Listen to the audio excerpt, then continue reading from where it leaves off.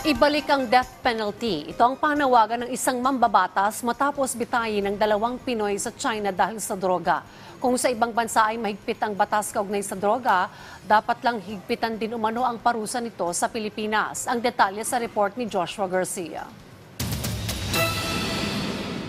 Panahon na para ibalik ang death penalty sa bansa.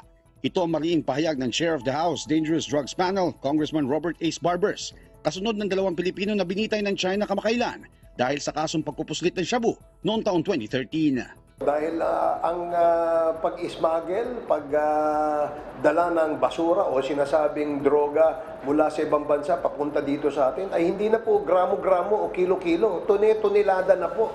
Bilang proponent itong panukalang batas na to, napapanahon ito to be able to deter the perpetrators of this crime.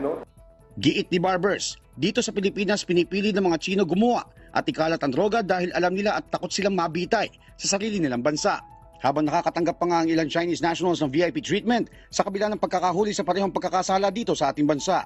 Mahigit 90% kung hindi ho ako nagkakabase ho ito sa datos ng ating PNP at ng datos ng ating PIDEA, na karamihan po na nagdadala ng droga dito sa atin ay mga Chinaman. Nakita nila na maluwag siguro dito at pwede sila makapagpatuloy na gumawa ng pera. Kasi doon sa kanilang bansa ay hindi nila magagawa yun. Ayon pa kay Barbers, kung hinahatulan ng kamatayan ng mga Pilipino sa China dahil sa mga paglabag may kaugnayan sa illegal na droga, ay nararapat lamang anya na patawan ng kaparehong parusa ang mga Chino o kung sino man dayuhan na nahuhuling gumagawa, naglalako at nagpupuslit ng droga papasok sa Pilipinas.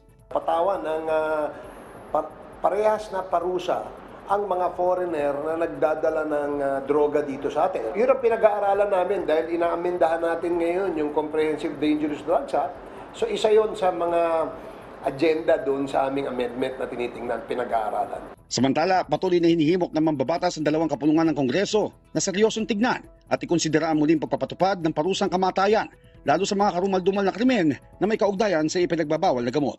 Joshua Garcia para sa Morning Show ng Bayan, Rise and Shine, Pilipinas.